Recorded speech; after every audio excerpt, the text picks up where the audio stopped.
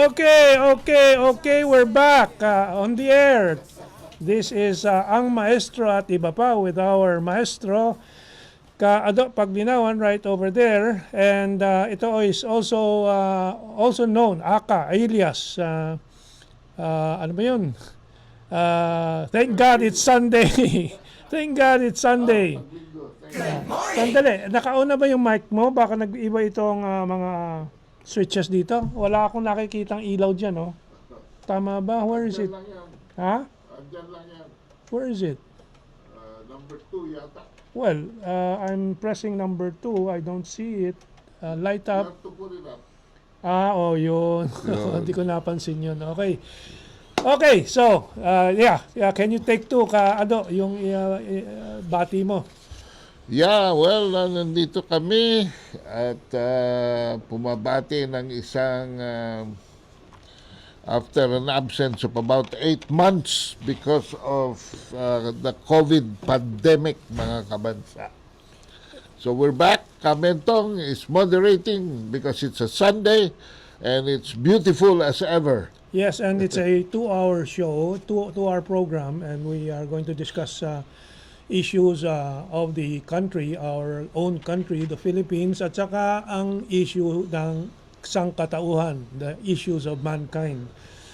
Kasi pareho kaming mga seniors dito, hindi lang pareho, kundi yung may barkada kaming puro mga seniors, and seniors na hindi lang seniors kundi seniors na 50 taon, 60 taon na komentarista, analyst, pundits, kolumnista. So our accumulated errors and mistakes of those decades will benefit you when you come along with us for this ride every Sunday. And we have also online po every Wednesday 6 p.m. to 8 p.m. more or less sa mamaya ay flash natin yung mga instructions on how to go on our online show, which used to be Wednesday and Saturday, pero ngayon na nabuhay na naman itong ating Thank God It's Sunday, the maestros at iba pa. We are stopping the Saturday show in favor of our Sunday radio plus online. Of course, this is online too. Broadcast here on RP1, the State Radio Network, the most important network of the land, the only network that is not controlled by the oligarchs, which is an important point kasi for the past 100 years, either it's controlled by the Americans, ang media natin, or controlled by the Japanese for 4.5 years during the Second World War, or controlled by the local oligarchs in cahoots with the international finance capitalists. Yan po ang panahon ng mga ABS-CBN, and of course patuloy pa rin ang GMA7, ang TV5 and so on. Maraming nag-a-analyze na ating kultura, and some even went to the point of saying na damaged culture daw ang Pilipino, which I refuse to accept because I don't feel it that way. But nung naging estudyante na ako ng kasaysayan at history, ay napansin ko na maraming elemento through the decades, through the centuries, ang ayaw na ang mga Pilipino ay maisaayos ang kanilang buhay. There was law, but there was no order. There was law, but there was no peace. Kaya lagi na lang peace and order, law and order, problema. At nakikita natin yan sa ating mga lansangan. Nakikita natin yan sa ating mga kabuhayan, sa pakikitungo natin sa isa't isa. At yan ang mga bagay na for which Mentong and I and some of our friends have formed an unfinished revolution. Sabi nga namin na kami mga maestro ay bago kami pumunta sa pre-departure area, ika nga, ay ma-share man lang namin sa sambayanan, lalo na sa mga millennials at mga kabataan, ang nangyayari sa atin hanggang ngayon mula nung ano ba yun? 500 years ago next year, di ba? Nung tayo ay sakupin ng mga banyaga. Yan mga kabansa ang nakaririmarim na kasaysayan ng Pilipino, and we hope by self-contradiction, by self-criticism, by activism in a democratic way, in an acceptable democratic way, ay may hayag natin kung paano tayo lalayag forward at paano natin madadala ating mga kabataan para sa isang mas masaganang kinabukasan para sa lahat. Okay, for your information, although tawag namin sa sarili namin mga seniors, we are actually, si Kaado is 53 years old. 73. I am 49. 73 sa December. No, but the new 50 is 70. Di ba? The new 40 is 60. Wow. Kasi compared to, let's say, 30, 40 years ago, yung ating state of health para dito sa edad natin, parang state of health nung edad 40, 50, nung 2, 3 decades ago with, with our not only advance in medical science, but in natural health science. May maganda akong balita sa iyo. Kaya kailangan nating mabuhay pa na mas matagal. Parang ang sitwasyon dito sa istasyon ay yung ating 4 to 6 baka mahirapan na doon dahil alas 6 nagbubukas na. And because of the new normal, gagawin na nila 6 o'clock. But ang sabi ni Martin Andanar ay inihahanap tayo ng slot for the Monday to Friday. So most probably, medyo maganda ng oras yan, bandang hapon siguro. So, let's hope for the best. But for the meantime, mga kabansa, subaybayan nyo kami, tuwing linggo muna. Yes. Tuwing linggo muna, 8 to 10 as usual. Yung daily, wait for future announcements. Okay. Well, our enthusiasm shows, despite the reputed or purported risk of seniors moving around, we are here with you. Here in the country and all over the world, dito sa kwartong sarado, air-conditioned, but nagdala kami ng depensa. Meron kami isang air purifier we just turned on, and humidifier. Kasi yung basang hangin, I don't know how to say it in Tagalog, in Filipino, 50% less chance ang infection. Kasi yung moisture, yung mist, ay pinagdidikit-dikit ang mga particulates, and so bumabagsak at mas nalilinis po yung nahihigop na hangin. And you will notice we're wearing our face masks, which in a few minutes I will take off dahil pag nag-epekto ng air purifier at humidifier po natin. So we're employing science also here sa ating mga diskusyon. We'll try to seek truth from facts. Hindi po yung mga kuro-kuro na maririnig natin sa maraming ibang mga himpilan po na haka-haka, based on prejudices, biases. We'll always base it on facts and science.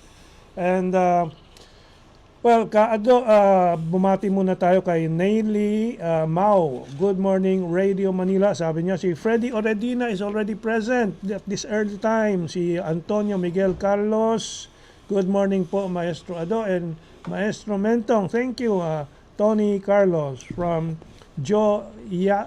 Lax Pinera. Good morning, Sir Mentong and Kaado. Tagal na ring di ako naka-viewing live sa inyo. Happy Sunday, mabuhay po kayo, mabuhay po tayong mga peace at law-abiding Filipino. Citizens forget mga dilawans at mga komunista, mga pasaway, lahat yan sila. From Nelson Camiling, Afable Camiling, a blessed Sunday, Kamentong and Kaado, di maestros at iba pa. From Willie Tang, good morning, andito na sila. Okay, andito na tayo. Iluki Estera, hello po, miss you from British Columbia. Miss you, hindi pala miss, kundi miss you. Chiang Bernabe, magandang umaga, maestro. And from Iluki ulit, welcome back from Chiang Bernabe. ang pagbabalik na ang maestro, ng ang maestro. Hello po, Sir Mentong, sabi ni Iluki. And Alfredo Oredina, ay salamat at tipid na sa data. That's right. Radio na. And Freddy Oredina ulit, plot to dictate worldwide drug distribution and exploiting U.S. hospital, etc. etc. Hindi ko mabasa yung iba. November 10, 2020. So, trending now. Well, Kaado, there's some major development dyan sa COVID-19 Correct. medical information. WHO has already canceled any statement before that they have made supporting the trial use of remdesivir. Sinasabi na ng WHO ngayon, walang bisa ang remdesivir. And ilang buwan na po tayo nagbabasa niyan, nagdidebate niyan. Ako, maingat ako dyan sa mga opinion ko dyan sa medical information kasi hindi naman tayo medical experts, pero sometimes we really have to use our common sense, as our one of our colleagues here sa nakagrupo po natin dito sa ang maestro, si Ferdy Pasion, has always been saying remdesivir does not work. He is an accountant and paralegal man. He is not a medical, but his practical sense, his reading and his study showed this remdesivir is a medication for Ebola. Kung bakit ito ginamit dito sa COVID-19 and so on. So for mga 8-9 months, daang milyon na siguro nagastos dito na dolyares. Kasi $1,000 or $3,000 per shot nito, no? Basta't alam na natin yung mga Western medicine, sobrang napakalaking negosyo. And finally, WHO has come out and says it is ineffective, it is useless for COVID-19. Kaado, what are we to learn from that? Number one, WHO's initial findings are never definite. Kasi you have hundreds of doctors from all over the world contributing to their final position on these issues. Nagpapasalamat din ako at tayo dapat sa WHO na they have finally come to a final conclusion.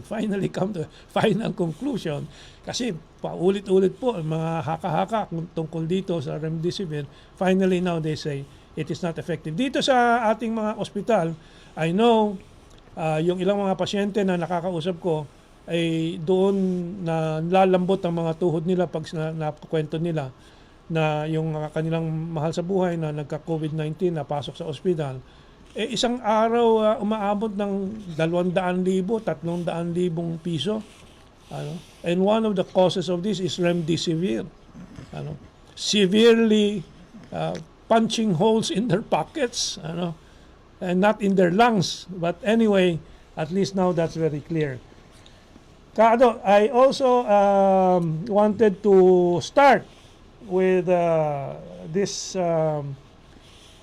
news about Leonen. Sa Manila Times mainly ito kasi Manila Times ang nag-break nitong balita na si Justice Leonen had prejudged the case of Bongbong Marcos versus LeniRobredo dito sa 2016 election for the vice presidency.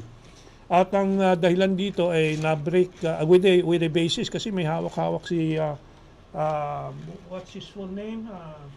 Si Canlas, no? Jomar Canlas, ng reflections, 25-page ata yun, ni Leonen on the case many months back. Many years back, 2016 pa ata. Yeah. And sinasabi na ni Leonen, gusto na niyang i-dismiss yung kaso. Blah, blah, blah. Ang dahilan dahil daw yung kaso, si Bongbong daw did not specify any fraud and so on. Which of course is not true because it's very clear from the files ng kaso that Bongbong made specific references to the cheating in certain areas. No? Kaada, what's your reaction? Well, sabi nga ni Thinking Pinoy, Justice Leonen is justice denied. Okay. Ngayon, alam naman natin na Pati Carsoncillo nito si Justice Leonen, dilawan. Dilaw. Ha? At actually, yung isa dyan nawala na Nag-mainstream na dyan yung isa pang appointee ni But Leonen seems to be a struggler. Dahil meron na hong jurisprudence in fact na yung mga boto sa ARMM ay talagang pinakialaman. And in the case involving Sakurtan in his own natalo ho si Sakurtan sa kanyang pagka-governor. He was able to prove na there was really no elections that happened, or for that matter, the elections that happened were not counted and something else was reflected as the official results of the 2016 elections, which when applied to the vice presidency will make a lot of difference. Kasi ang lamang lang po ni Robredo ay 263,000 votes. At pagka na-nullify yun, lalamang na si Bongbong Marcos. No? Alam nyo naman, plurality lamang, hindi naman majority vote yan. So, yun ho ang Achilles heel ng posisyon ni LeniRobredo. At sa kabalas-malasa naman itong si Bongbong Marcos nung i-raffle uli kung kanino mapupunta ito. Dahil na kay Kagiwa dati na isa ring noy-noy appointee. Napunta naman kay Leonen, mga kabansa. Kaya talagang inaalat si BBM. Now, tayo naman dito ay we're not for BBM, we're not for Leni, but we deserve to know the truth already. Aksyonan na nila yan, wag na sila legalism dyan. Yeah. Let's go down to, ano ba talaga, magdesisyon na kayo one way or another. Yeah. Number one, we are for what is the truth, di ba? So we have the facts, yung Mindanao vote, which is traditional and classical source of the cheating in all elections, in all past elections. Yan din yung mga Hilo Garcet ni doon GMA din yan, So, matagal na po yan. Tradisyon na po yan na ginagamit yung mga boto diyan sa Mindanao. This is not a reflection of the Muslim culture or anything. It's just that these communities are so far from the centers of power. In fact, it's an injustice to the Muslim community. That's right. Na pinakikialaman yung kanilang mga boto. My goodness. Well, it's also a reflection ng kultura and economic structure diyan sa Muslim areas. Feudal pa ang marami diyan, hindi pa, certainly not very urbanized pa, and so on. So may control pa rin talaga yung traditional power wielders, yung mga chiefs dyan. So we have to understand that. These are facts. And so, so number two, there is a good reason why we have to fight this out. I think our succeeding issues in the next 3-4 images will explain it. Number one, there are foreign powers interested to come back and control the country. Alam naman natin sino may control for the many decades and over 100 years, through a period of real direct colonialism. Nandito sila as authorities over the Philippine society, and then neo-colonial after so-called the grant of independence through unequal treaties like Laurel Langley and so on, parity rights, yung military bases agreement, mutual defense treaty, na paglalagay po ng mga sundalo nila at mga person nilang militar dito. So that's neo-colonialism. And sa panahon ni Presidente Duterte, she has declared an independent foreign policy. And ito ay totoong soberenya. Itong issue na to ay pumapasok ulit sa politika natin dahil very obviously the Americans don't like and feel threatened by President Duterte, who is opening, like Marcos in his time, who opened up the Philippines to China and to Russia and the socialist bloc, and pinagkaisahan later on after a decade, pinabagsak, nagtulungan sila ng mga oligarchs, pinagbagsak si Marcos, I'll just go ahead, Kaado. Bumabalik na naman sa focus itong mga Muslim votes because itong si Murad ng BARMM ay humihingi ng 3 years extension which will mean the postponement of the election as set forth in the transition. Ay nako, mabuti na dig up mo yan. Hindi ko alam yan Ito latest news lang to. This is about 48 hours old. At tinext ako overnight ni Abe Jarani, ang Secretary General po ng Sultanato, expressing their disappointment in this. Ang tagal-tagal na nito And as we approach 2022, delikado po ito pag hindi tumawag na eleksyon sa barn. Because sasapaw ito sa politika nasyonal. And we don't want that.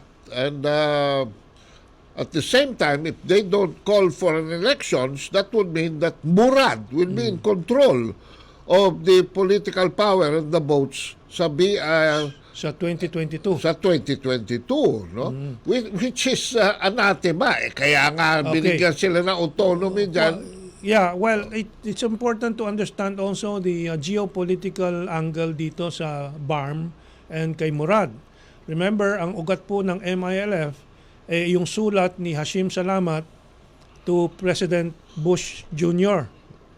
In year 2000 or 2001. Si George Walker Bush. At humihingi ng tulong si Hashim Salamat, the late Hashim Salamat, for the MILF and for their project to separate their part of Mindanao from the Republic of the Philippines. And so fast forward 20 years later, almost 20 years later, to 2020, nagkaroon ng BARM na at makikita po natin yung neo-colonial aspect dito doon sa mga proyekto po ng BARM. Tulad nung kanilang oil project, sino ang kapartner? Ang kapartner ay British. So, yan po ang what we would like to hear is instead of this na mga legalismo na naman, at saka patronage politics na naman, because Duterte is sympathetic to them, na pagbigyan na sila, gawin naman nila ang kanilang kasi hindi ho nararamdaman sa Sulu Archipelago ang BARMM. At saka magkano ang binibigay ng gobyerno? 70 billion ba per annum? Malaking pera ho ang ginugugol dyan. At the same time, ang gusto ng taong marinig, ang gusto ng ordinaryong Pilipinong marinig, kung ano na nangyayari sa ating claim to Sabah. Yan ang importante. Okay. So lumawig na from the case of Leonen. Lumawak na ho. Marami kasi implikasyones. So yan, sumasanga ba? Nagsasanga. Nagbabranch out yung mga implikasyon. And of course, the vice presidential position is another serious branch of all these geopolitical movements or alignments that will impact seriously on the welfare of 110 million Filipinos in the coming years. Kasi malinaw naman na inaalagaan na ng kanluran yung mga pwedeng pumalit kay Presidente Duterte. And one of them, of course, who can become a president overnight. Yes. Kaya po maraming mga narinig tayo sa panig nila, yung mga dilawan, to be straight about it, na may sakit daw na seryoso si Presidente Duterte, bukas wala na yan. nasaan ang Pangulo, Ayan, ako. parang yung laging nakahiga sa kama kahit na may krisis ang bansa. Hindi lang makita ng 3 oras nasaan ang Pangulo. Nung kasalukuyan piniprito at binabarbecue nila ang Pangulo sa social media. Pangulo nasa himpapawid na. At nagmamanman na ng mga development sa Marikina, San Mateo, Montalban. By the way, Montalban now is known as Rodriguez. Marami hindi nakakaalam dyan. By the way, pahapyaw lang ka, Mentong, because this is an important day for me and for you. For the first time, konfirmado ko na nanonood ang aking may bahay mula sa Springfield, Virginia po sa USA, si Margot Paglinawas. Okay, So, yan, good. Hello, Margot. Yeah, Hello over there. I've not met Margot yet, but we should soon meet her. So, abot tayo doon sa issue Nasaan daw? Nasaan daw si Duterte? Habang si Presidente Duterte ay isisingit pa yung ASEAN meeting sa schedule niya. Siningit? Singit pa siya at marami pang iba. Si Robredo naman, nagbibigay ng mga package. May mga kropek-kropek pang mga malalaking sako. Fish crackers. Fish crackers and so on. Nasa dyaryo ng mga iilang dyaryong mga malalaki yung mainstream media na tinatawag. So, makikita, maliliit na mga events yan, pero ang lalaki, headline, Lumaki na lumaki. Samantalang yung ASEAN, halimbawa, meeting ni Presidente Duterte, hindi lumalabas until some time later, yung mga ganyan. And later, last topic natin yun, we will take up kung bakit hindi pwedeng mawala doon sa ASEAN summit na yun, ang Pangulo. Pero mamaya ho yun, as we close the marami program. tayo. So let's go to Lenny. So sa akin, kaya kung ginawa ito, kita mo coordinated yung mga media elements nila, mga talking heads nila, mga dyaryo, mga social media nila, ABS-CBN, GMA7, and so on. Tulad nitong mga headlines na ito, GMA News, Robredo on Duterte's claim she's useless, weak, people know the truth. Well, I think people know the truth. That's why 91% approval rating si Presidente, talagang nagtatrabaho. At pumapapel ng so si Lenny, dumaan pa siya sa remaking ng kanyang image, salamin, hairdo, mga damit, and so on. Samantalang si President... Meron na rin siya ngayong scarf na katulad ni Leila de Lima.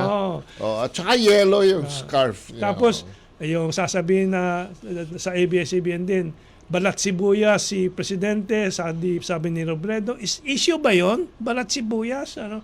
Ayan, mga Duterte, mga Atom Araulio, yung meron silang sa social media, stand for truth. Nasaan ang Pangulo? Nasaan mga utak niyo? Ano akala niyo sa Presidente? Fashion model? Maglalakad sa rampa araw-araw para magpa-retrato at saka magpa-shoot sa camera? So halatang-halata, coordinated kami ng GMA7, ABS-CBN, nasaan ang Presidente? Black propaganda.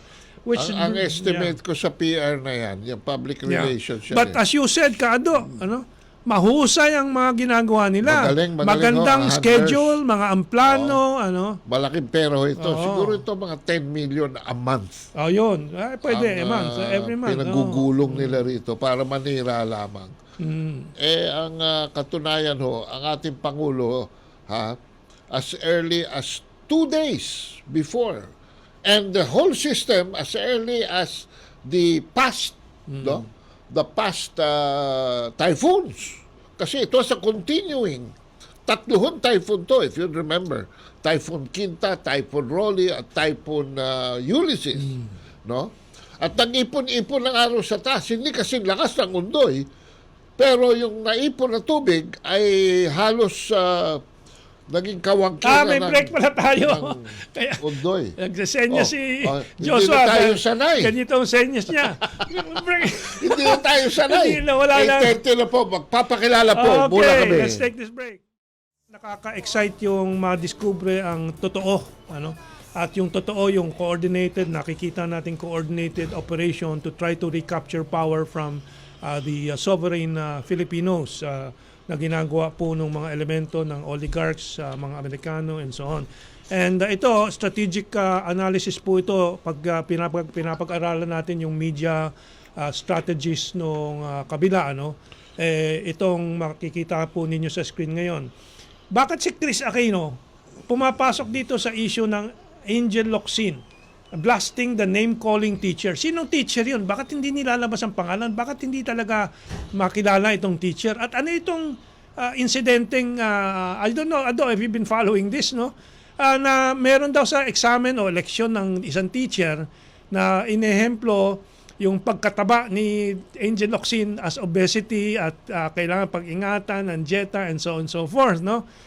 Who in this world would take interest in that, ano? If not somebody who was planning a campaign, ano? Alam mo yung yung pagka excess weight, sasabihin ko na lang. Because I don't want to use an adjective. Is obesity a bad word? Is it a bad word? Yan ay problema ng boyfriend ni AngelLocsin. Wala lang ibang may problema Kaya dyan. nga eh. Wala lang ibang may problema dyan, Mentong. Hindi ang problema ni Chris, hindi ang problema ni Angelica Panganiban. Bakit nga pumasok si Chris, pumasok si Angelica Panganiban? Kasi nga, pera-pera yan. PR yan. Pera-pera. Yan ho, mga kabasa. PR. So anong objective nila?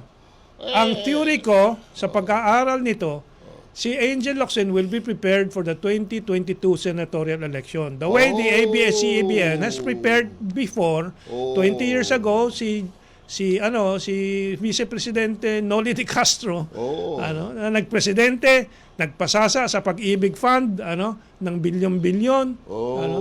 Yan. Naku, malayo ako sa sound effect, Mentong. Ang sound effect niya, ganito eh.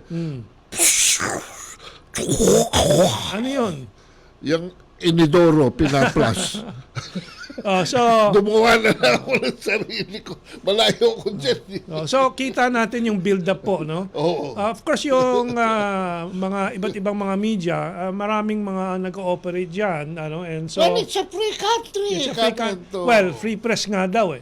Free press, I always say, free press, the freest press that money can buy. Yeah.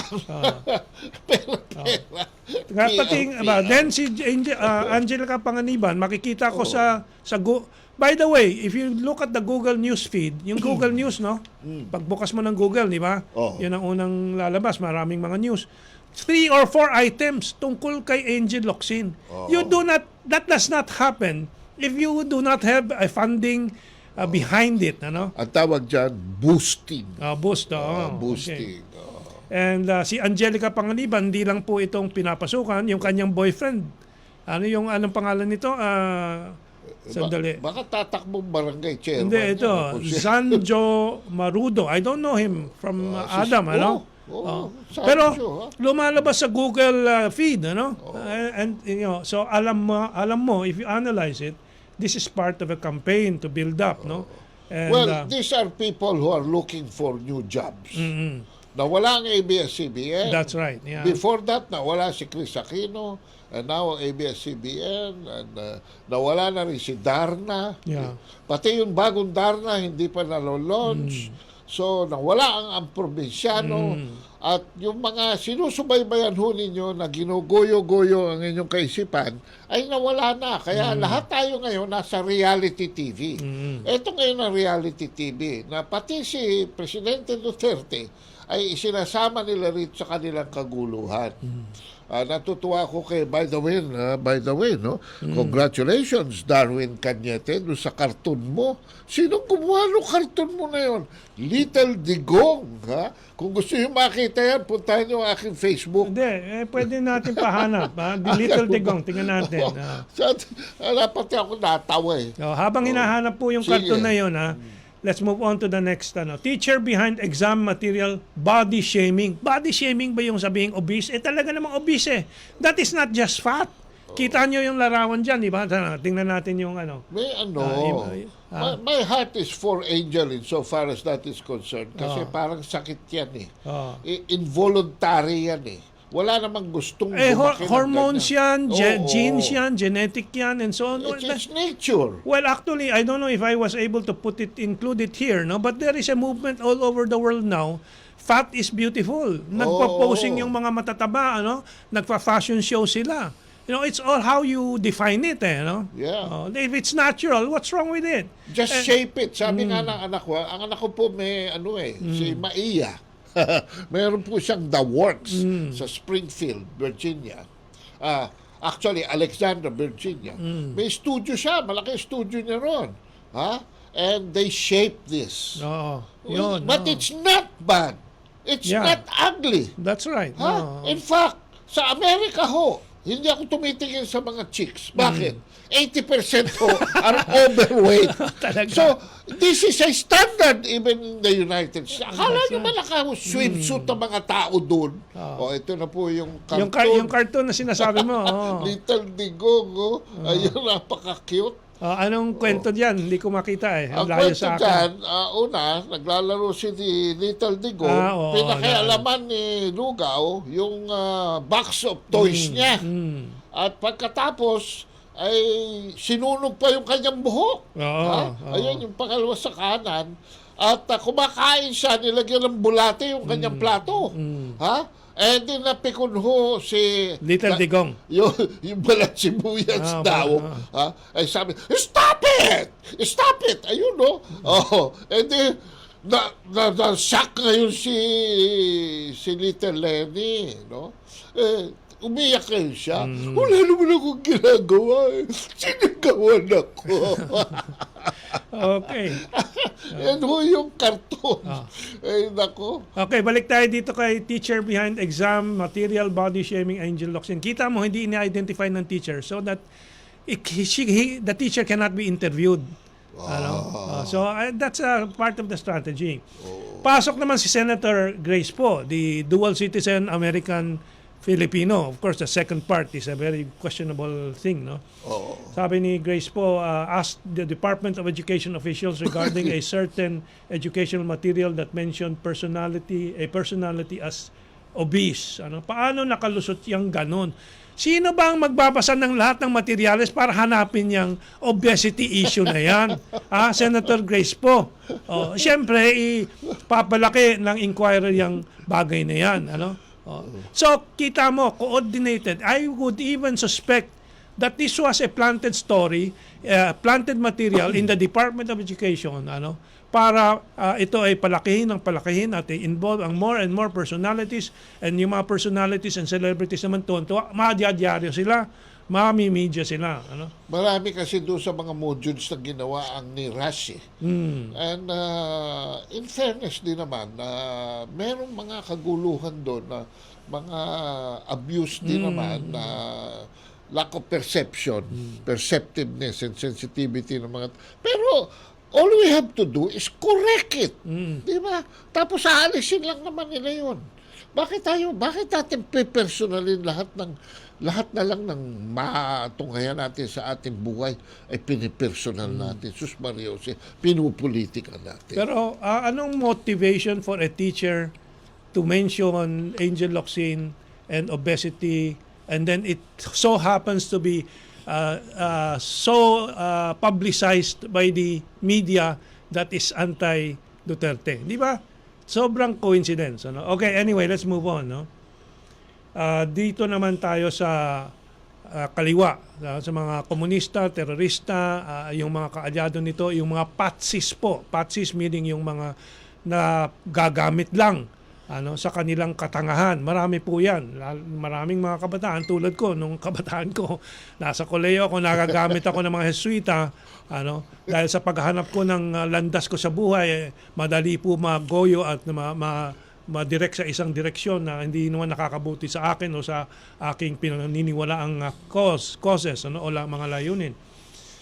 UP, alam na natin itong issue dito ng mga kaliwa. Nagsimula sa red tagging, nagpostura na ang mga administrasyon ng UP, humuino, si Nemenzo, yung anak ni Dodong Nemenzo, and so on. Siyempre, kailangan pakisamahan niya yung kanyang mga aktivistang kaalyado, at yung institusyon, may kultura po yan, na minana naman, galing sa Amerikano pa yan. That is there's no question about it. Ang academic culture po dyan, galing sa Amerikano, noon pa man, may kunwaring nasyonalismo, pero again, American-oriented nationalism, may politics and economics, puro American-oriented. Kung dati sa panahon ni Marcos, yung economics natin ay medyo may direksyong nationalist, industrialization and so on, yun binabaran po ng Ford Foundation, Rockefeller Foundation at kinonvert yung UP School of Economics into a neoliberal School of Economics na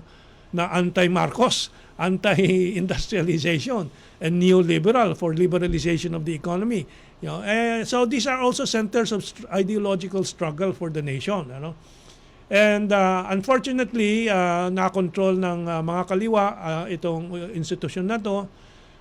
Of course, meron ding dahilan because our society for the past 50 years has been feudal, neo-colonial, exploitative, and up to today, hindi pa naman naayos ang marami pa ng mga problema ng bayan natin, which really begins by being independent. That's why it's so important to preserve that independence and sovereignty of the country. Pero kita natin, yung mga ginagraduate ng University of the Philippines as so-called activists and mga sumasali sa NPA and so on, ay nadadala sa ideya na mali, which is to disrupt the development of the country instead of build on it, para umunlad ng umunlad. Gusto nilang, kung hindi lang antalaan, kung pwede sirain, para sila ay maka-take over through foul or fair means, which is usually foul, armed struggle, revolutionary taxes, collaboration with the Americans, as evidenced by Joe Masison's protection from the NATO, North Atlantic Treaty Organization sa Netherlands, and so on. Kado, your reaction? I think this issue is undergoing a bipolarity. Kasi ultimo sila mga pula, ay ayaw na rin nilang matawag na pula. At nagrereklamo, may bagong word na lumabas sa pagbabasa ko overnight. What about two-tagging? Two-tagging. Kayo, mahilig kayo mag-two-tagging. Ganyan lang naman yan eh. It's really just profiling. Profiling. Ngayon, ayaw ninyong maging ganyan, ma-profile ng ganyan, di ayusin ninyo. Ngayon, si Clarita Carlos, naglabas niyan in defense of the freedoms, the academic freedoms that UP enjoys in the past and in the present, and I think they should enjoy in the future. But, sabi ko sa kanya, so ngayon pumapayag ka na 2 klase ang graduate ng UP. Most graduate as professionals and leaders of this country and of our society. But the others graduate as communists and further graduate into their masteral new people's army cadre. At napapatay sila sa bundok. So, they are either communists or professionals. So what's wrong with that? Kung kayo lang ang gusto niyo maging universidad na ganyan, huwag ninyong takutin ang Pangulo dahil ang ating pong Pangulo ay matanda na. Hindi naman niya tinatanggi. Ang pasensya po niya maigsi. Sinasabi niyo balat sibuyas pa. Sinasabi niyo napipikon. Ano sabi tuloy ng Pangulo? Ayaw niyo mag-aral? Titigil ko ang suporta. Hindi defund ko yung UP. Tama ba yun? Hindi, I will not also agree with that. But, if you force the issue, you will get what you ask for. Well, right now, it's an information and propaganda war, dito sa issue na to. Pinapalabas po ng UP administration si Chancellor Nemenzo, the young Nemenzo, What's his first name? Si Fidel, And alam nabasa ko po, alam po ba ninyo na mas marami namang ginagraduate na engineers, lawyers, doctors, and so on ang University of the Philippines kaysa itong mga aktivista and so on. Well, all universities graduate more of the other professionals, as you're saying. Yes. The point is, even the activists that you are graduating are going in the wrong direction, which is to sabotage the national stability, the national economic plan, the national prosperity hopes. That is what your activists are doing. Instead of gaining the perspective na working through inside the paradigm of continuous stability ng bansa at continuous progress and continuous sovereignty.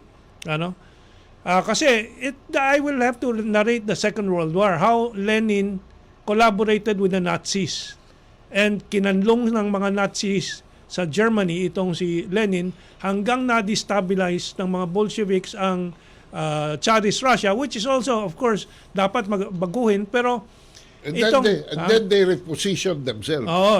Nag-take over sila. But the right direction there was the Mensheviks, the moderates, para may continuity, stability, and may progressive direction pa rin. But yung sabuatan ng foreign power and radical elements, with the military, coup d'etat kasi ang nangyari doon sa Russia, which is again the fault of the Tsar. Yan ang big difference, Kabento. Palagay ko, miski na sino sa mga idiotong ito, ang makidebate sa atin about komunismo, baka turuan pa natin sila kung sino yung mga Marx na yan. To a point that even Karl Marx was denying that he was Marxist. Bakit? It comes to a point kasi, mga kabansa, from Marxist to Leninist to Stalinist to Maoist and whatever it is, kay Che Guevara or whatever yan, that at the end of the day, after a few years of bathing yourself with all this, you have to make a decision. Yes. At realize mo na, teka muna, dalawa na pala anak ko, or magkakaapo na pala ako. Ano ba itong ginawa ko sa buhay ko? So you think now, in the very humanity of the situation, on how to improve the situation as you go forward. Kaya ngayon, mga kabansa, even the people who are involved with the new People's Army, the active cadres, are surrendering by the drones. Dati, Mentong, ang surrender sa Balikloob program, it's not actually surrendering to the armed forces. No. It is surrendering to the Balikloob program in order to take the bridge to bring them back to the road to normal lives and to reintegration with society. Ito ang isang napakagandang niche na legacy ng Duterte administration. Siya lamang ang nakagawa ng whole nation approach. That's right, yeah. Where people can really go back. They will not be killed. They'll not be ostracized. In fact, they will be assisted, trained, and whatever, supported, money and housing, etc. Para sila ay makabalik. And babalik mismo sila doon sa mga komunidad para hindi sila ma-consider na paraya or outsider. That's why we congratulate the Armed Forces of the Philippines now with very enlightened leadership. Nakikita ko rin na ito ay pinaninindigan ng mga defense and security authorities natin, yung mga magagandang ginagawa dyan sa program ni General Parlade. And isang napansin ko, sumasagot ng tama ang mga military officials natin sa Senado, sa Senate hearings. Sinabi ni Esperone, sino bang, are we at a state of war with China? No, so we are not. In fact, they're very helpful. We have many projects. That's why they are not the main security concern. The main security concern is the CPPNPA and COVID-19.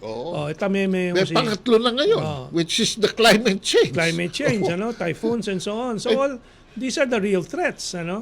Tapos si Esperon yun, si Lorenzana also said na he supports General Parlade, but tinis, before nag-clarify siya, tinis na naman ng Inquirer at Rappler at iba pa. Well, let us go back to UP because it's now 8:52. In a few minutes, we'll take our station break. So, what is the role of the universities? To create these destabilizers or to create nation builders? Nation builders in humanities, nation builders in engineering, and so on. Well, of course, in the modern age, engineers are very vital. By the way, Kaado, I always ask this, what is the definition of freedom? Academic freedom daw. You open everything, all the minds to everything. If you open the minds to everything, nothing will be there in the end. You have to come to a definition. Ano ba talaga ang layunin ng freedom? And what is freedom? Well, I always stuck to this very very abstract, not easy to understand, but I think it is the most meaningful definition. Freedom is the recognition of necessity. Alam po ninyo, sa mundo po natin, yan ang pinakamahirap, no? Yung anong kailangan gawin ko bilang isang tao, ano? So marami kang drug addicts kasi hindi nila alam what is the purpose of my life. Maraming mga rebelding, terorista, mga suicide jihadist, bombers, and so on. Ito po ang aking layunin, mamatay para sa Diyos. And kahit na makamatay ako ng 300 inosenteng tao at sanggol, bata, sige, that's still my... What is the necessity in our lives? I think it is the promotion of life itself. So you cannot be anti-life. You cannot kill. We must promote all the conditions for a better life. Engineering is one. All our medicine. A better life and a better way. Yeah. So I just meron akong diktong dyan na Latin, no? Kasi yung freedom is opinabilibus libertas. In matters of opinion, liberty, no? Pero before that, in necessaris unitas. Talaga naman. Ha? Baka. In everything that is necessary, unity. Hindi ba? Yun. Yun yung sinasabi mo. That's what I'm saying. At, pero sa huli... Sandali lang, Jesuita ka ba? Bakit mga lingwahe mo? Ano yan scholastic philosophy. Sige. Benedictine scholasticism. San Beda nga, San Beda. Gayon, doon naman sa dulo, tatlo yan eh. In matters of necessity, unity. In matters of opinion, liberty. Very good, yeah. But in all things, charity. And of course, especially to the poorest of the poor. Meron palang tinuro na mabuti ang San Beda sa iyo. Tanong mo kay Dikong yan. San Beda din si Dikong. Mahilig din mag-Latin-Latin yan. Well, anyway, I highlight this with this data about the countries with the most STEM graduates. Anong STEM? Science, Technology, Engineering, Mathematics. Nako, ito gusto ko marinig kami. Kaya nga po, China is number 1 na as a nation because they have the most number of engineers, or STEM lang, the engineers, no? And Science, so now, sasabihin nila, nung iba, ang laki naman ng populasyon ng China, kaya malaki din ang numbers ng STEM graduates nila. Hindi po yung sa populasyon lang, sa prioridad. Dahil tingnan natin ang Japan, 1, 2, 3, number 6 or 7 siya. But ang population ng Japan is only, ilan ba ngayon? 120, 130 million? A little over the Philippines. A little over the Philippines lang. But they are there on the top 6, 7, Nasaan tayo dyan? Pag lawyers naman, baka number 1 tayo o number 2 to the United States. Anyway, it's now 8:56 kaado, and let me read some of the feedback from our listeners and watchers from all over the world. And from Elizalde Moica, good morning sa inyo. God bless us all. From Loren Alejandrino Pascual, beautify. That's also truth. Beauty is also part of truth. Jamin Zo Meiji, good morning mga maestro. I'm glad nakabalik na ito. And what else pa? Please answer kung ano pong friendly and effective way to deal with China kung makabalita tayo ng na Chinese Navy, Coast Guard pinapaalis ang mga eroplano o mga bangka ng Pilipinas when patrolling the Philippine EEZ. Well, nabasa ko yung posts ni Rafi Alunan, at kinastigo ko na naman sila. Unang-una, yan ay trabaho ng mga Coast Guard and so on, or air controllers, magpaalala na we have a claim to this territory, this is our territory. That is what we should be doing, our authorities too. Our borders, our authorities, which is Coast Guard, Air Force, and so on. And that is only gagawin din ng Vietnamese yan, gagawin din ng Malaysian yan, and so on. So bakit nila pinapalaki? Samantalang magkakaroon na ng Code of Conduct, kaya nag-uusap ang ASEAN with China, and so on. Ang Malaysia kasi na itinanim dyan ng mga Amboys, lalo na si Amboy del Rosario. At saka si Alunan, si Alunan, ay sa atin yan. Yung parang property ba? Ang problema ho dito, we are talking about an area where there are about 5 to 6 conflicting claims, no? And the United Nations itself, ang ginagamit ninyong treaty, yung UNCLOS, is not competent to handle that issue because UNCLOS does not deal with sovereignty.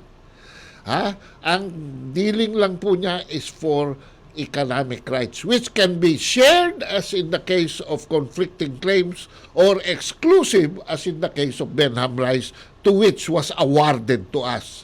Now, tayong unang pumunta dyan sa South China Sea at naglagay ng mga islands natin dyan. No? But, can we really control the other nations? Wala po. Kaya po, ang pinakamaganda is a kind of peace and sharing of a common conduct para ang magkaroon ng kooperasyon on how to have a peaceful exploitation of the natural resources there, and yung mga freedom ng mga namamasyal dyan ng mga banyagang hegemons na wala namang pakialam dito sa ating region, ay masyawatan. 28 seconds to the break. Nagsenyas na naman po ganyan. Di ba, sayaw nung itik ba yun? Ano ba? I think that's better. Okay, let's take this break. It's now exactly in 15 seconds, 9 o'clock. But we can start the break already. From Giancarlo EY, what can you say about this? Ito po yung balita about QC judge ordering the arrest of sino ba to? Si dating Health Secretary Garin, okay. Well, ano na naman, legalistic na naman. And, hindi naman daw siya, wala naman daw warrant of arrest. Ang sinasabi ng korte is nakapaglagay na ba kayo ng bail bond para wag na kayong issuehan ng warrant of arrest. Yeah. This is a play of words. Congressman Garin, you are being accused and this is a legal process. So whether there is an actual warrant of arrest and you are already in the jurisdiction of the court, wag na tayong magpa-ikot-ikot pa. Okay, and then si Henry Guelmi, Kaado and Mentong, welcome back. Dimari Chalar, mabuhay ang mga maestro. Kaado and Mentong, very happy to see you back live in your program. Watching from, naputol siguro, no? From Arlene Apurado, I doubted at first, but after my first payouts, I realized that it's about being trading, but about being positive and having a positive mindset as well. Thank you, Mrs. Maria Isabella, for making me recover my lost funds. Okay, I don't know what that was.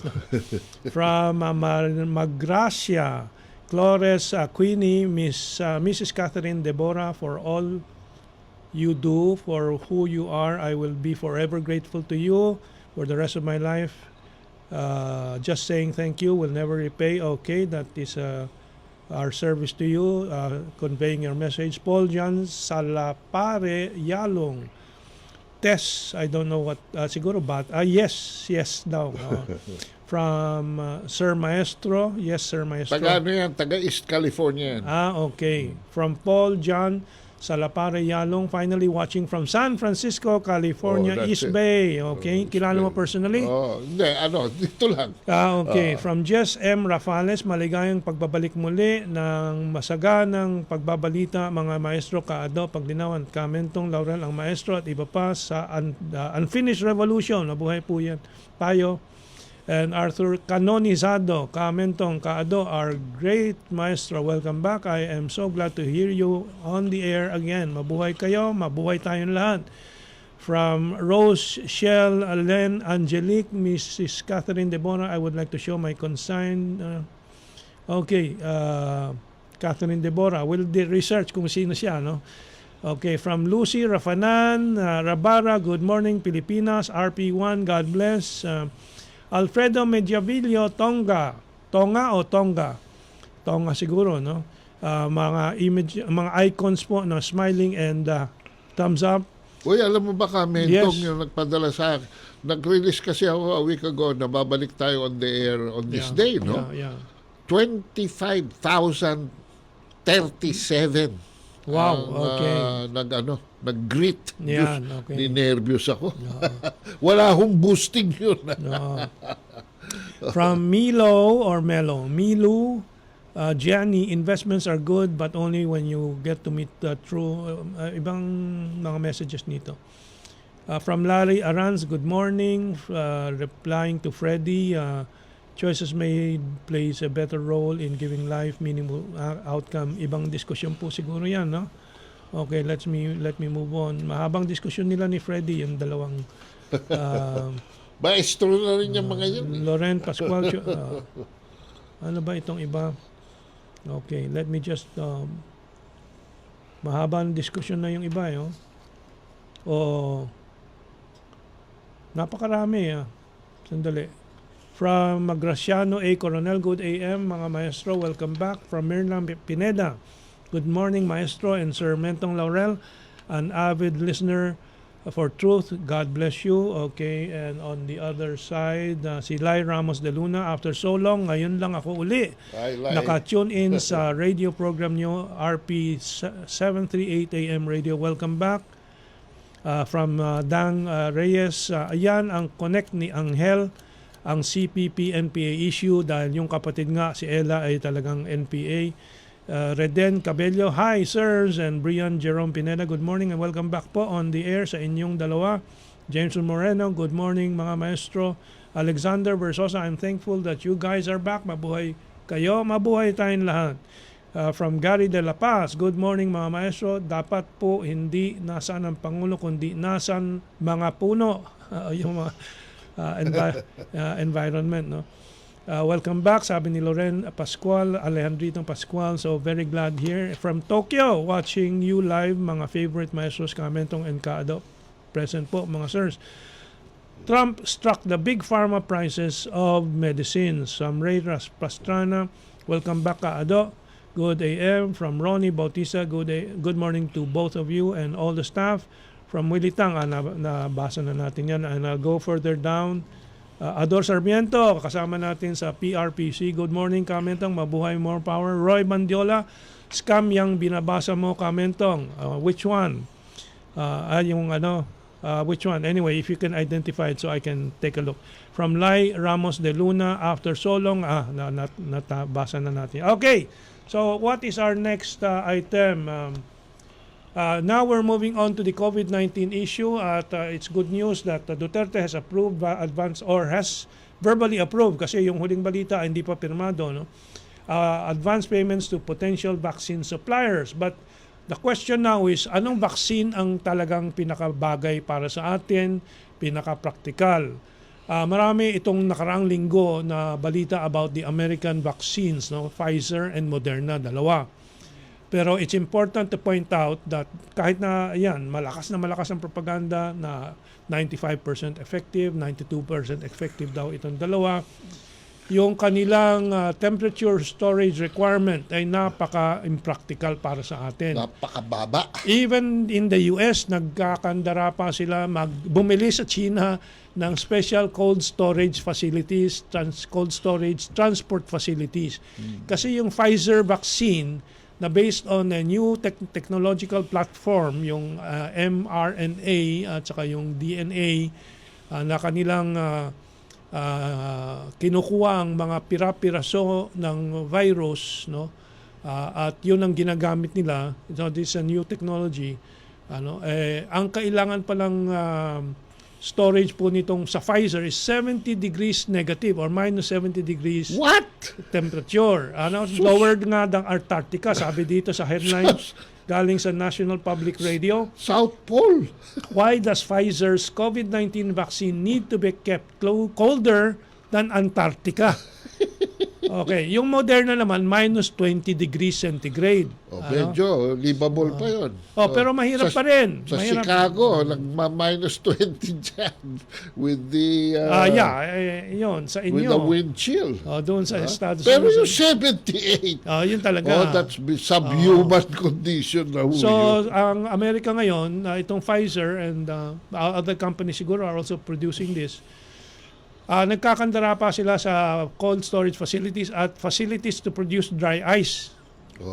Kasi kailangan ipack yan sa dry ice para sa transportation. So, hindi ganyan ka-practical para sa Pilipinas, liban sa expectedly magiging mas mahal po ito. Although all the vaccines are now we're getting information about from the international media is more or less priced at around $30 per dose of 2 dose. So, mga $60 or mga 3,000 piso. Even China. But China has announced that it will be for developing countries, global public good. No? So I expect that to be lower.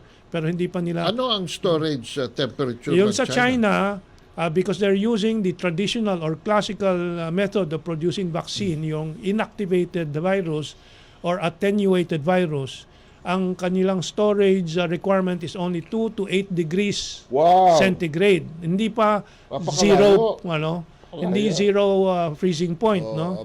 Kundi above freezing point pa. So it's very practical, And besides, ang Sinopharm, yung nakapasok na po sa Pilipinas for the third phase trials approved by our FDA and DOST vaccine panel, at sinisimulan ng testing dito for phase 3. 1 million na pala ang nakapaggamit po nito sa China for emergency use, as well as Brazil, Middle East, and so on. More than 1 million na actually. Kaya matibay na po ang basis for having confidence in this, no?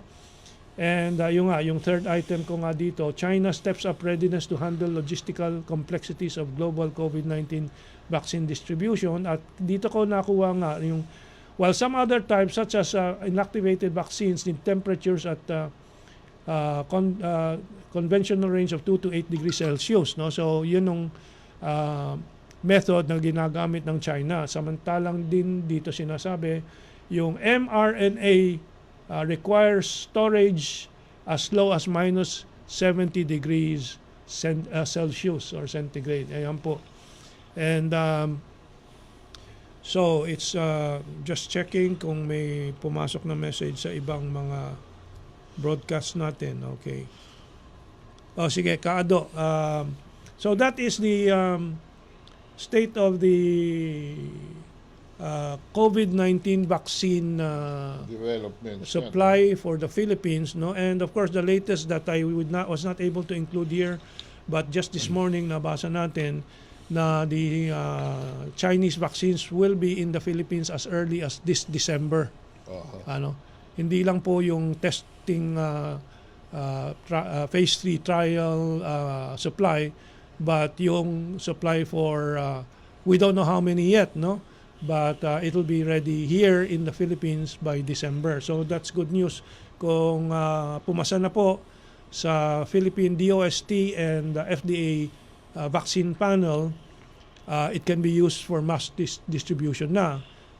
And of course, first of all, ang mauuna dyan ay yung mga frontliners, medical and health services, sa transport services, security services natin, so ang tanong sa akin kanina nung isang kasama natin, ako ba magpapavaccine? Of course, number one, I'll be among the lower priorities, although senior ako, dahil hindi naman ako nagpa-public transportation, hindi naman ako humaharap sa publiko na ganyang ka-regular, araw-araw, hindi naman po,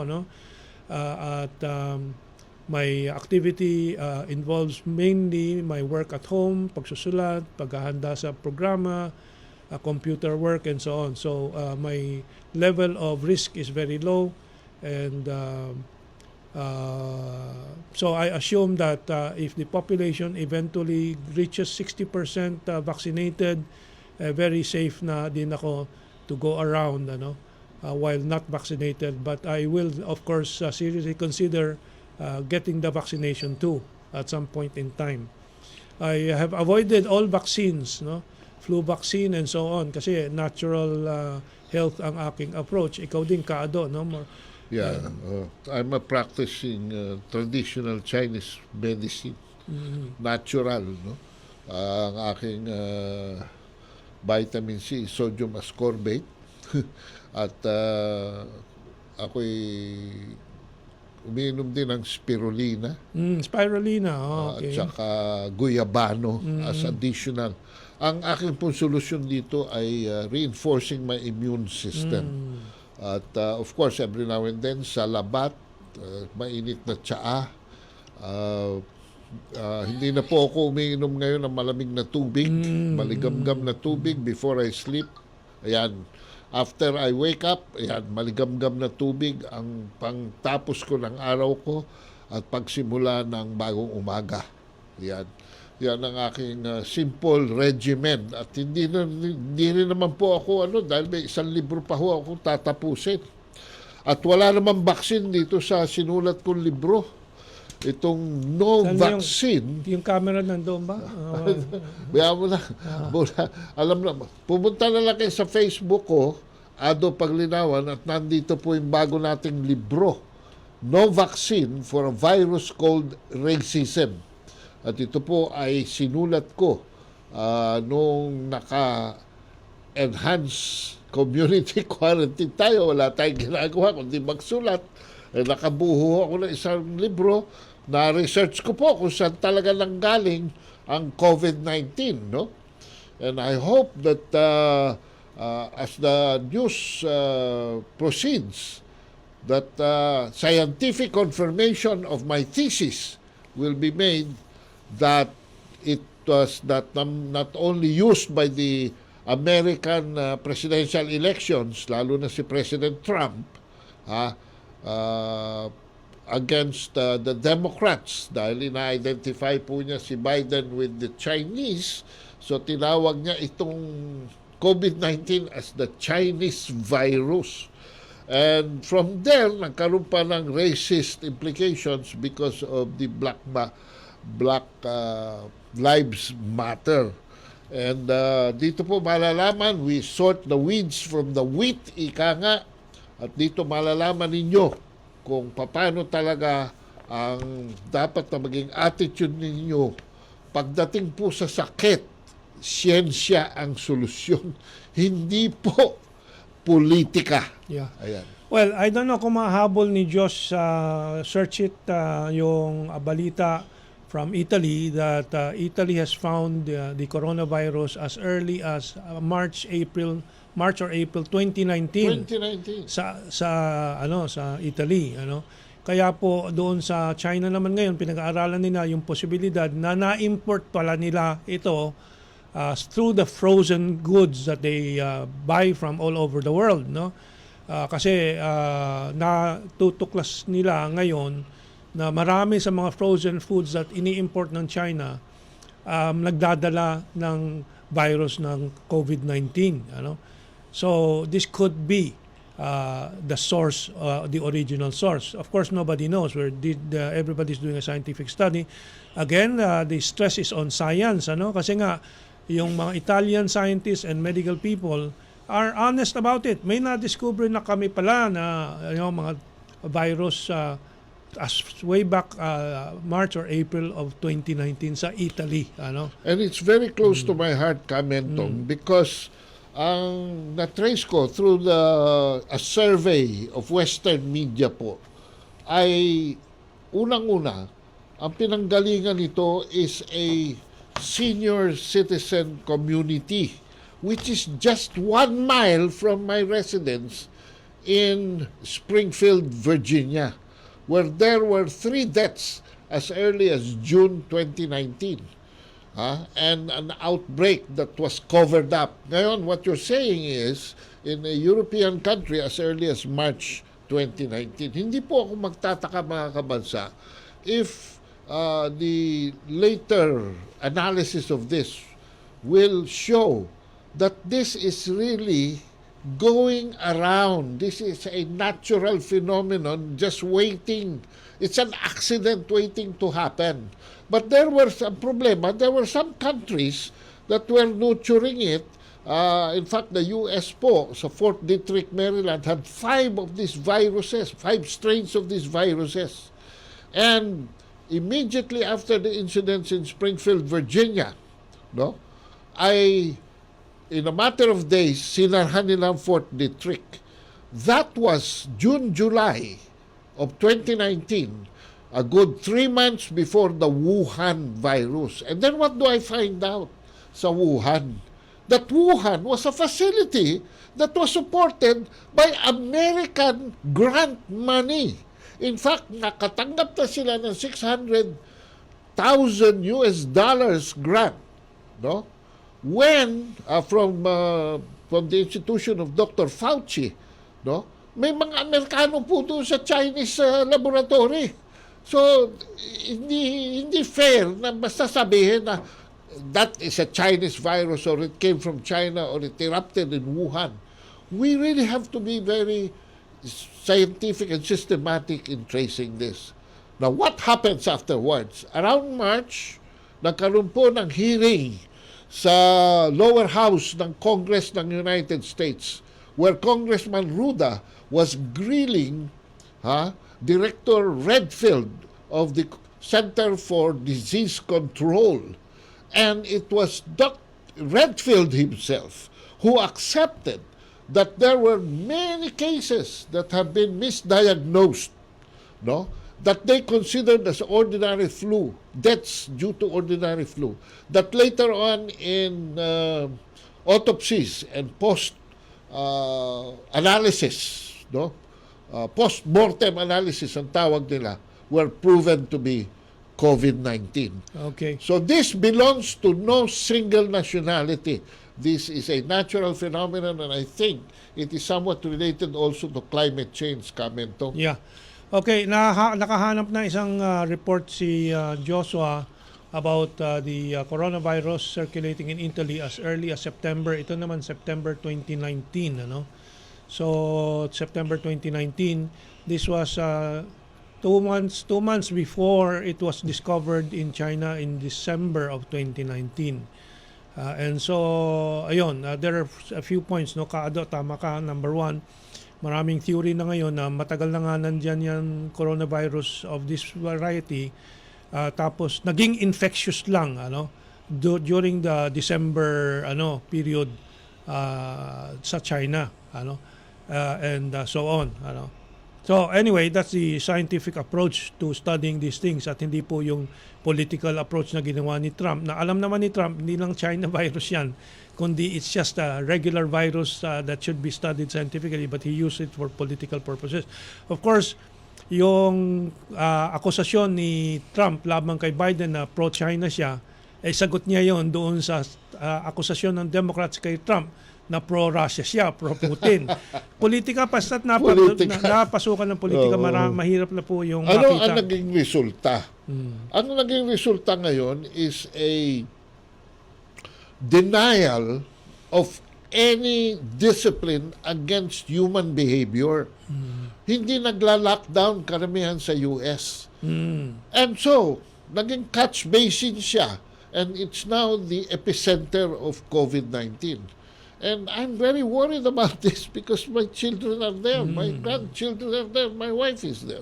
So, huwag ho tayong masyadong, how do you call it, pedagogical dito, huwag tayong masyadong extremist dito. Pag-aralan po natin as the facts unravel. Okay. Briefly lang, basahin ko yung ilang mga reactions at comments. Dan Malyari, good morning mga idol. Welcome back. Watching from Guam. Nabasa ko na ba yun? Nards Tulin, good morning mga sirs. Mentong and Kaado, patuloy na sumusubaybay sa inyong mga updated information of today. Thank you. God bless. From Florence Eknerol, totoo ba ito? Nice naman para may programa na aabangan sa linggo. Good morning mga sir. Happy Sunday po. Okay. And sa kabila naman, let me see.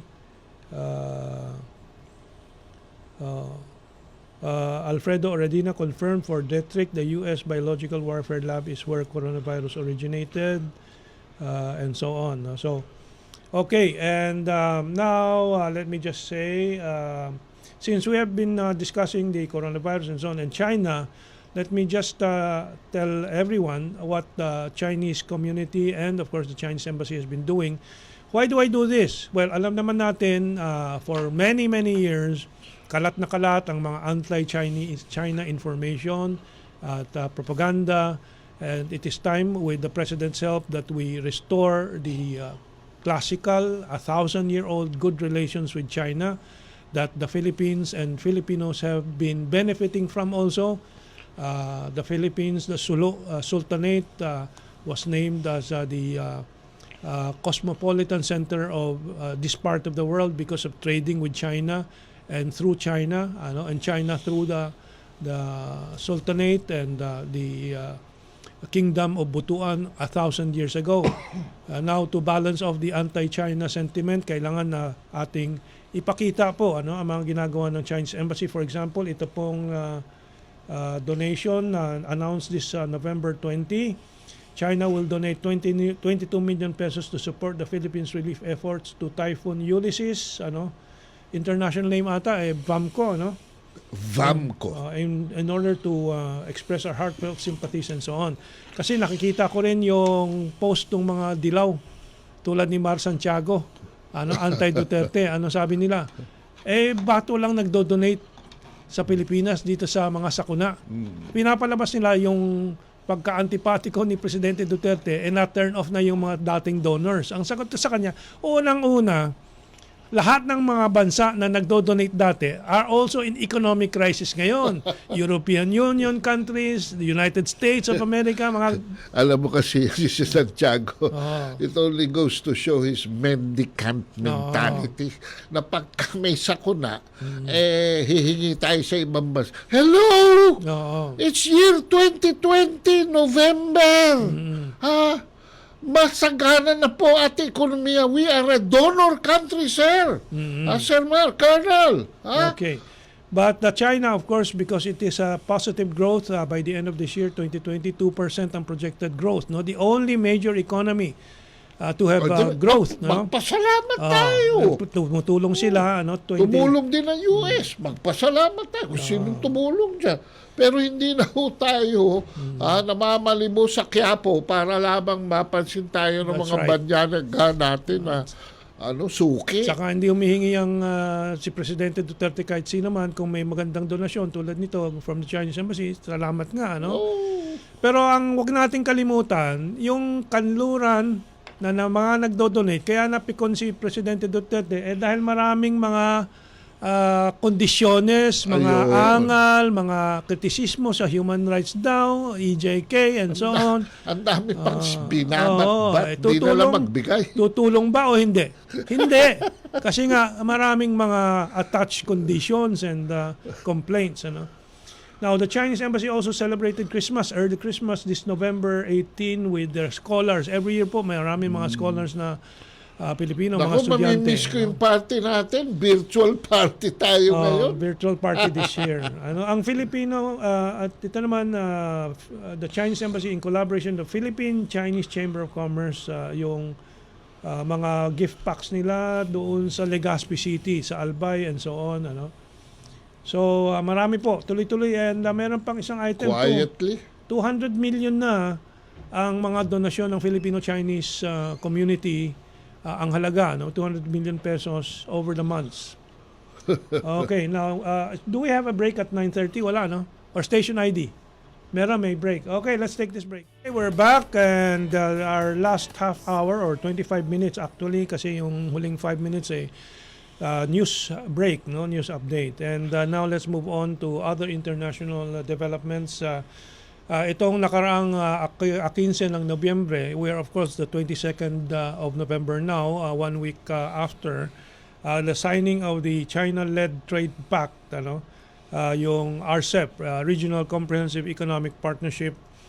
At ang mga American media po ay natataranta. For example, from the New York Times, China-led Trade Pact is signed in challenge to the US. It's not a challenge to the US po. Pero pinapalabas nila parang nangahamon na naman sila. Actually, ang Regional Comprehensive Economic Partnership is an initiative of ASEAN. Tayo po, kasama ang ating ASEAN partners.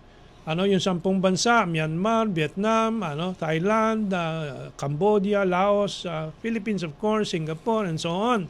Ito ba yung nagsimula doon sa APT plus 3, something like that? Well, AP plus 3? Meron tayong ASEAN plus 1, ASEAN with China, ASEAN plus 3 with China, South Korea, and Japan, and then ASEAN plus 2, New Zealand and Australia. It only goes to show, Mentong, that this is really now the Asian century. That's right.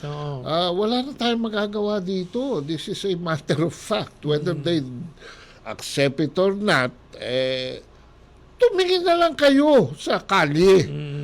Tingnan nyo yung mga bus. Dati sinasabi nyo, sirain, walang gusto bumili and all that stuff. Right now, if I were make to count, at least 80% of the public buses flying around EDSA, for instance, and the provincial routes are all made in China already. Ang hindi kasi alam ng karamihan ay bago ka makapasok, foreign investor ka, bago ka makapasok sa China, kailangan, alam mo Mentong, na-realize ko, na-find out ko, recently lang, na nung palang panahon ko sa automotive industry, we were dealing with automotive technology that was 10 years behind. Kasi Japan ang ating kausap. Hindi magbibigay sa atin ng Japan ng teknolohiya which is at par. Kasi baka kopyahin natin.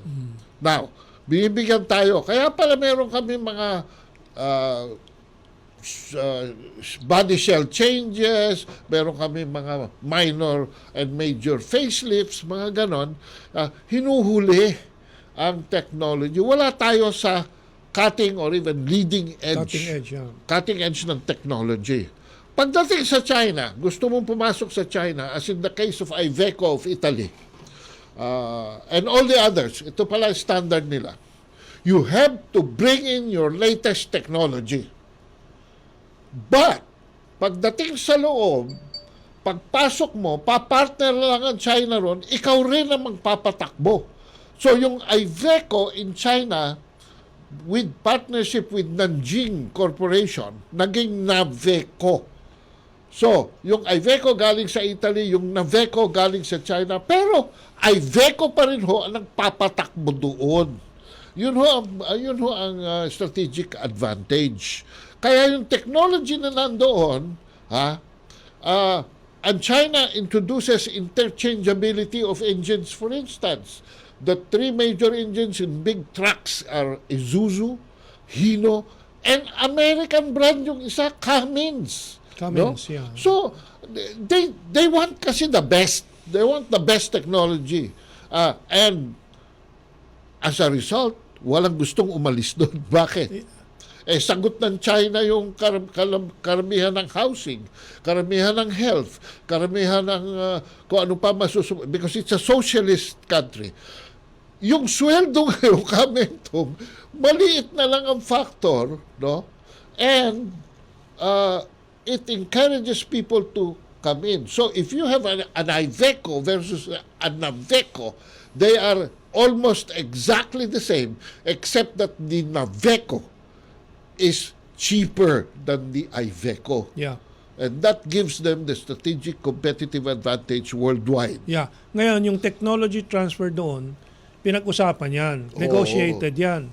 Wala namang pinipilit. Pero yung sinasabi ni Trump na forced technology transfer or IP theft, intellectual property. There is no theft kasi usapan yan eh. Negotiated yan eh. Ano namang interest ng... Bakit daw ninanakaw? Ano naman ang interest ng Western companies na makipag-usap at mag-negotiate sa intellectual property and technology transfer? Yung merkado ng China. Yes. Makabenta lang sila doon eh. Bawing-bawi na. Ito ang classic example niyan. Again, from the automotive industry where half of my expertise is, alam po ninyo, because Germany started manufacturing Volkswagen in China, they were able to regain the world leadership from Toyota. Strategic advantage. They were able to sell to Russia, to East European countries. Volkswagen, made from China, which is cheaper than those made in Germany. So, ayan ho ang competitive advantage. Yeah. Business is business. Huwag natin lagyan ng masyadong kulay at politika. Okay. And so just to show yung reaction ng Western media at Western countries, sabi ng Reuters, US being left behind after Asia forms world's biggest trade bloc, according to the US Chamber of Commerce. So, kita natin, defensive sila, insecure sila. Asia means including us, hindi China. Ano? And from Asia Times, which is controlled by Western interests also, US sidelined as China, Korea, Japan unite in RCEP also, no? Regional Comprehensive Economic Partnership. So yung mga nababasa natin na Quad daw na Japan ay kasama ng US para labanan ng China, nagbabalanse lang ang Japan dyan. Ano? And South Korea, mas malinaw pang South Korea, hindi sila papanig sa anumang mga anti-China initiative ng Estados Unidos. Ano? They will not make the Australian mistake of trying to isolate China together with the US and even serving as the spokesperson of the US na walang tuloy sila ng napakaraming import that they needed. No? So hindi ko nga malaman kung bakit ginagawa yan ni... But Australia is back in the RCEP. Yun nga, nasa RCEP. Nagbabalanse. Pinabalanse nila and baka may blackmail against what's the name, Morrison. May you cannot say that the Americans with all their intelligence resources, no, nagkokolekta din ng pang-blackmail yan ng national leaders ng iba't ibang mga bansa. Ano? Di ba in 2014 nagreklamo na si Angela Merkel ng Germany na kanyang personal phone top ng NSA, National Security Agency ng US. Ano? So I wouldn't be surprised na ilang mga political leaders sa Australia ay under threat of blackmail by American intelligence. Ano? But if they don't balance, then they lose. They lose. That's right, yeah. Well, the fact that sumali ang Australia dyan sa RCEP shows the importance of the China and ASEAN market. Hindi lang naman China, but ASEAN market too, to these other economies. And so, we hope this continues dahil nga ang advocacy naman ng Asia ay kapayapaan, prosperity, economic development. At actually, tahimik lang dahil very polite ang Asian societies. Ano? Iniitsapuera nilang US talaga, slowly. Ano? Okay, let's go. Not because of anything else, but because US is recalcitrant. Oo nga. Ayaw ng US. Ayaw ng US yung tahimik. Ayaw nila number 2. Oo. Paano naman? The world must go on. Ang commitment ng buong mundo, ang commitment ng China is consistent with its own recent history of freeing up to more than 800 million people from the poverty line. At ito, wala sa listahan natin, isisingit ko, as China goes into its 14th year of 5-year development programs, ang aking nabasa rito recently was how sometime in 1978 to the 1980s, ang reforma nila was focused on agriculture. And ang una pala nilang pinakawalan, no? The first thing they economically set free were the farmers, the agricultural sectors. That the agricultural sectors itself, coming out of poverty and gaining wealth that they themselves created, re-engineered themselves into enterprises. Yung tinatawag natin ng mga MSMEs na we can't seem to make it work, you know. But in China in 1978 to the 80s, they were able to do that. And because of that, it triggered another kind of a revolution that catapulted them na miskin nahuli sila sa Industrial Revolution, ay nauna pa rin sila dito sa creation of small and medium industries that eventually became the norm all over the country. In fact, nung COVID-19 ang Wuhan and ang Hubei province, ang pinakamalaking kinatatakutan ng China was tabaan yung kanilang small and medium-scale industries. Pag pumunta ho kayo sa China, may nagtanong pala sa akin sa cellphone, may dami mong alam dyan. Nagpunta ho tayo sa China. Siyempre, to see is to believe. May duda rin ako. Baka binobola rin tayo. Soon sa tracking, nagpunta kami sa Higer. Nagpunta kami sa Qinglong. Nakita namin, ako yata ang pinakamaraming tinanong na question doon. Ha? Dito sa Yuna, nakita namin yung mga configuration ng buildings. Ang first floor po ng mga buildings are mga tindahan. No? Parang kayo napunta sa Binondo. Kung ganyan ang ating kaisipan, na when we do a medium rice, yung ilalim ay mismong pagtatrabahuhan na o pagte-trainingan na ng ating mga anak para sila'y maging maliliit na komersyante. Ang livelihood nila, they themselves create in the opportunities that are around them, and they're able to maximize and not just be white-collar or blue-collar workers, di yayaman ho ang Pilipinas. Okay. Well, we have a message from Jamin Joe Meiji. Yung tanong ko po na sinagot po ngayon ay feature nyo sa new video, please. Paki-request yung the best and friendly effective way kung paano to deal with China kapag tinataboy ng Chinese Coast Guard Navy ang mga barko o aeroplano ng nagpapatrolya ng Philippine EEZ. Thank you. Well, of course, first, I would always verify, yung report. Sometimes magre-report sila, yung pala 6 months back and so on. Kung pagtataboy ng fishermen, I don't think that's true anymore, except kung during moratorium ng fishing, which protects our fishery resources for every country. Pag nangingitlog yung mga isda. And so wala pong masamang attitude sa isa't isa na ang mga ASEAN members. At saka masama record ng mga Filipino fishers dyan because nagdidinamita ho sila. Yung tradition naman sa atin kaya nasira yung coastal fishing natin. Dahil doon sa dynamite and cyanide fishing. I have personal experiences patrolling doon sa Zambales, sa Bataan coastline yan, and so on. So, yes, we will see. I think... Mentong, very few know na merong technical working committee ang DFA natin at MFA ng China. Nakrinig dyan. That is interdisciplinary. May military dyan, may coast guard dyan, may agriculture dyan, and fisheries. Meron ding mga people who are sa fieldworks, weather and all that stuff. Malaki na ho yan. At nagsisimula pa lang ang problema, andyan na sila. Pag dumating na sa taas, meron pa rin. May protest pa rin. Meron pa rin mekanismo on how to correct without going into hostility.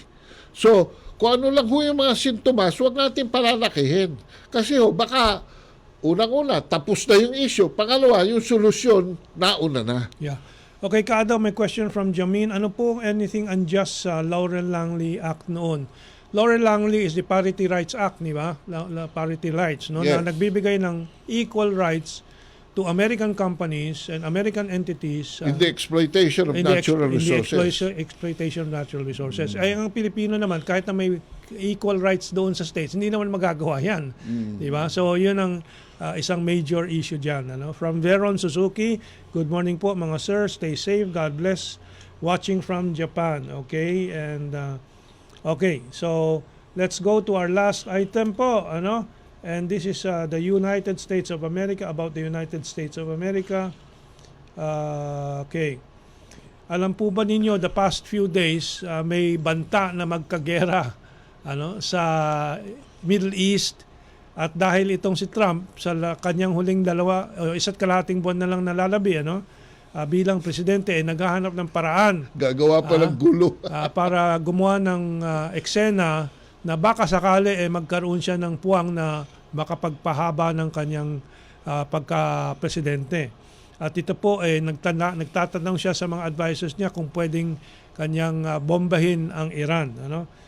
From The Hill, which is about the Washington media, Trump senior advisors dissuaded President from military strike on Iran. This was just November 16. November 16, mga 6 days ago.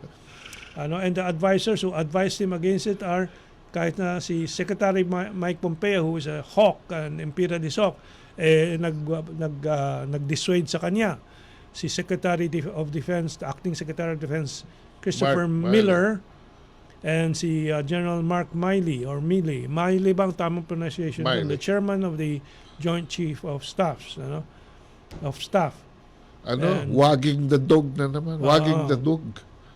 So, Kado, that's our last item for the discussion. Any word from the United States? Where do you think it's going? Well, they're on plan B right now, and that is Biden. No, we are, of course, hoping for the best, that he doesn't turn out to be the maniacal neoliberal. Well, yeah, Kado, I'm basically an optimist about the human race. No? I'm very anti-American because of the record the past 70 years of their domination of the world and how they mismanaged being the top dog in the world, or the policeman of the world. And that's why may maraming internal problems ang US. No? Nawala ang sense of purpose, ang moral basis, which I think I see very clearly in the Chinese leadership. No? Meron silang a moral stand on how to help humanity. And that is why the US, for example, from the 9/11 World Trade Center attack, na malinaw ito'y gawa-gawa ng mga sariling elemento sa Amerika para kumita, pagkakitaan. The physics of the World Trade Center tower collapse just shows that it cannot be just terror attack. Talagang inside job. So marami yan. Isipin mo, 200 years nang nakaraan ang, let me see, it's almost 200 years nang nakaraan ng American Republic. Hanggang ngayon may Black Lives Matter pa. Hindi pa talaga binibigyan ng equal protection ng mga blacks. Ako, I have high hopes for Senator... Sinong bandidong pumasok doon? Senator, I have for Senator Biden because he's a friend of mine. Dalawang senador na naging close sa amin si McCain at sa akin si Biden, because when I was momentarily assigned nung mamatay si Claudio T. Hanke sa United Nations, I was also accredited in New York. I would go to New York on Thursday by airplane. May Pan-American pa nun and then come home to Washington DC on Monday, first Amtrak. Nakakasabay ko dyan si Biden, because Biden would take a car, park and ride sa Pennsylvania Station sa Philadelphia and take the seatmate kami for many times, and we were able to strike a good conversation. And I was just hoping that he would win. Of course, my wife voted for President Trump. I cannot vote because I am not a U.S. citizen. But now that the elections are over, let's hope for the best, because that is where humanity should be. Let us be optimistic about the future. Yeah. Okay, yung bandidang pumasok po ay si Ginoong Paul Gutierrez ng National Press Club, kasi naka-black mask siya, black mask. Parang ninja. Parang tayo napasok na ninja rin. Okay, I'm hoping and I believe every culture, every civilization learns through their mistakes, and of course China went through the century of humiliation kasi hindi na natuto yung Qing dynasty during that period na the Western countries were industrializing and so on. So they learned, and they have learned so much that they have progressed so fast. I think the U.S. is learning from their past 20 years of hubris. I don't think there's a new administration coming in that cannot see the lessons of the errors of Trump. Sabi ko nga, in Cesaris Unitas, if Trump did not succeed, it was because he was without China. If Biden goes without China, as you said in your column, Biden will also fail. Kasi major market yan. That's right. And all these reactions from the American media to the RCEP shows that nasisindak sila kung bakit naiiwanan tayo, naiiwanan kami. Yun ang reaction nila. So ang bisikleta, they must learn from that. pag hindi ka pumadyak sa bisikleta, matutumba ang bisikleta. Mentong. So anyway, our last 3 minutes and 2 minutes and our news update will be coming in. Time for us to say at least our goodbyes for this week. Until next week, magkita ulit tayo to update our community here sa RP1 audience on what our analysis and perception of facts and truth are. No? Reminder lang, we started with the expose of the PR, propaganda and information strategy, political strategy of the Americans with their partners and the oligarchs in the Philippines, no? Yung build up nila ng mga personalities for their political plans, ano? And of course yung mga issues sa UP, yung red tagging issue and the anti communist terrorist CPPNPA campaign ng ating lipunan, no? So Kaado, 30 seconds for you to say bye-bye. Yeah, well, napaka maraming salamat po sa inyong pagtangkilik and warm welcome that you gave us. And we will be here every Sunday, 8 to 10 in the morning to give you ang Maestro Tiba pa. And also, every Wednesday, may online pa rin tayo. Tuloy pa yung Power Things po sa internet, social media. And I have my program sa One Media Network, which is broadcast several times a week. Okay, last 15 seconds. I will just introduce the next show. Si Paul Gutierrez with his National Press Club. Meet the Press ba ang tawag sa programa mo, Paul? Anyway, the news reporter will be here with us in a few seconds. Maraming salamat po. And have a good day. Have a good week ahead of you. Please discuss these issues with your friends, relatives, and communities. Mabuhay po and have a good day.